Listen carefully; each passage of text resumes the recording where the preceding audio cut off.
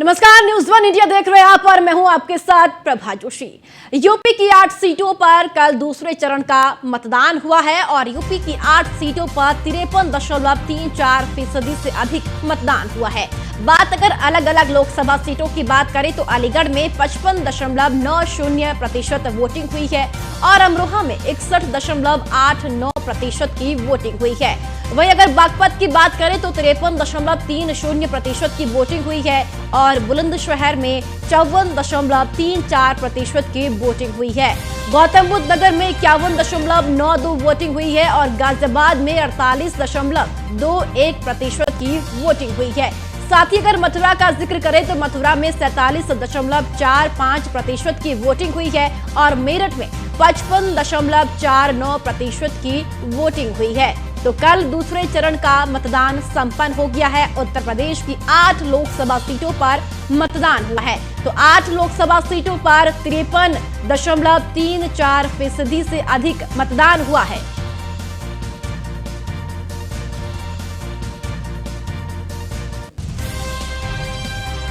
तो कल उत्तर प्रदेश की 8 लोकसभा सीटों पर मतदान हुआ और अब वोट प्रतिशत भी सामने निकल कर आया है। 53.34% से ज्यादा मतदान यूपी की 8 सीटों में हुआ है।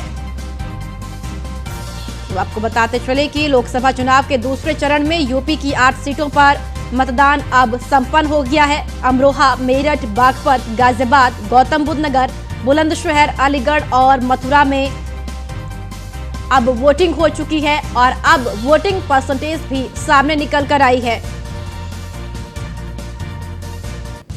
तो अलीगढ़ में 55.90% मतदान हुआ है और अमरोहा में 61.89% की वोटिंग हुई है और बागपत में 53.30% वोटिंग हुई है और बुलंदशहर में 54.34% की वोटिंग, गौतम बुद्ध नगर में 51.92 वोटिंग प्रतिशत रहा है और गाजियाबाद में 48% वोटिंग हुई है। वहीं मथुरा में 47% के आसपास वोटिंग रही और मेरठ में लगभग 56% के आसपास की वोटिंग हुई है। तो आपको बता दें कि सबसे ज्यादा वोटिंग अमरोहा लोकसभा क्षेत्र में हुई है। अमरोहा में 61.89% की वोटिंग हुई है। तो 8 लोकसभा सीटों में कल मतदान हुआ। दूसरे चरण का मतदान अब संपन्न हो गया।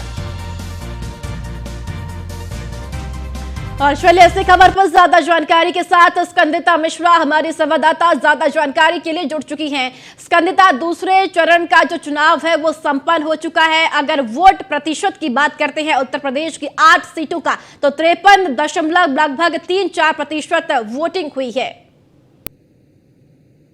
बिल्कुल, आपको बता दें कल जो है द्वितीय चरण के द्वितीय चरण का जो चुनाव थे उसका मतदान संपन्न हुआ है, जिसमें आपको बता दें उत्तर प्रदेश में अभी तक 53.8% वोटिंग हुई है। यूपी में अभी तक, जहां पर आपको बता दें पहले चरण के चुनाव हो चुके हैं और अब कल जो है दूसरे चरण का भी मतदान हो गया है। अब तीसरा चौथा चरण का मतदान होना है। तीसरे चरण का मतदान 7 तारीख को होगा और अभी तक जो वोटिंग हुई है, अगर दूसरे चरण की बात की जाए तो दूसरे चरण का जो वोटिंग परसेंटेज था वो पिछले साल के मुकाबले जो 2019 की बात की जाए और 2014 की बात की जाए तो उस मुकाबले 2024 का वोटिंग परसेंटेज कम रहा है दूसरे चरण में। जबकि अगर पहले चरण की बात की जाए तो पहले चरण में जो वोटिंग परसेंटेज था वो 2019 से काफी ज्यादा था और इसी को लेकर तमाम जो है वो रुझान निकलकर सामने आ रहे थे, क्योंकि वोटिंग ज्यादा होने का अलग अलग मायने निकाले जाते हैं। लेकिन दूसरे चरण की बात की जाए तो दूसरे चरण में जो है वोटिंग परसेंटेज पिछले साल के मुकाबले इस बार कम रहा है। अगर अलीगढ़ की बात की जाए तो अलीगढ़ में 55.90% वोटिंग हुई है। इसके अलावा अगर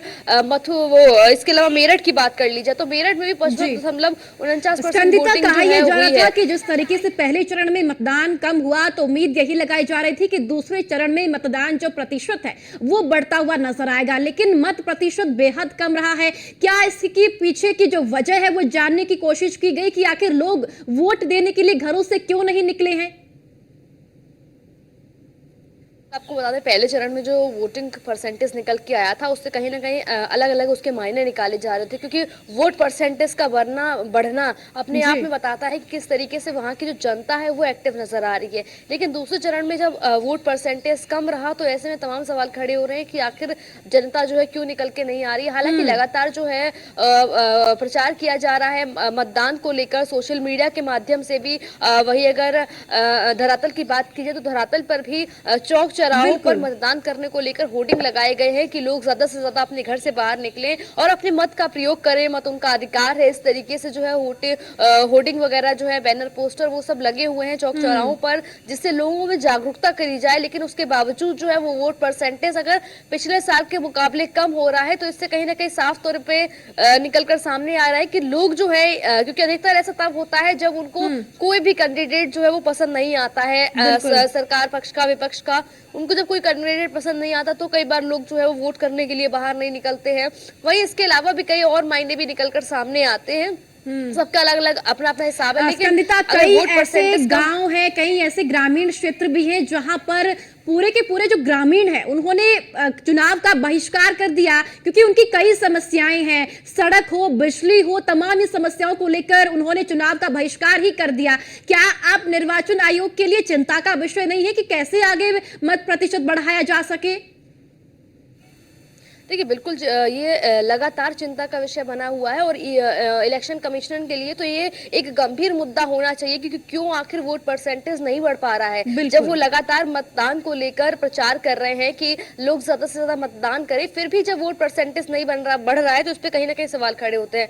बहरहाल जैसे अभी आपने बताया कि जिस तरीके से पूरे के पूरे गाँव ने बहिष्कार कर दिया क्योंकि उनके विकास कार्य नहीं हुए थे, तो जाहिर सी बात है तमाम ऐसे प्रत्याशी हैं या तमाम ऐसे पुराने सांसद भी हैं जो सिर्फ चुनाव के दौरान उनके धरातल पर उतरते हैं, जमीन पर घूमते हुए नजर आते हैं। बाकी जो 5 साल है वो अपने अंदर रहते हैं, घर के अंदर रहते हैं, वो जनता के बीच नहीं जाते हैं। इसका खासा असर देखने को मिलता है, क्योंकि लोग जो है बहिष्कार कर रहे हैं। उनके जो आसपास के जो उनके गांव है, किसी की सड़क नहीं बनी है तो किसी के गांव का खरंजा नहीं बना है, ऐसे मुद्दे निकलकर सामने आती हैं और इसी चीज से जो है दुखी होकर जनता जो है वो बहिष्कार करती हुई नजर आ रही है। और कहीं ना कहीं इसी को लेकर जो है वोट परसेंटेज बढ़ता हुआ दिखाई नहीं दे रहा है, क्योंकि अगर कई सांसदों की बात की जाए जो है वो 5 साल तक अपने घर के भीतर या अपने शहर में बने रहते हैं, लेकिन गांव में अलग अलग गांव ऐसे होते हैं जहां पर वो कभी 5 साल में एक बार भी घूमने नहीं जाते हैं। और यही कहीं ना कहीं कारण बना हुआ है कि पूरा का पूरा गांव जो है वो बहिष्कार करता हुआ नजर आ रहा है, वोट ही डालने नहीं जा रहा है।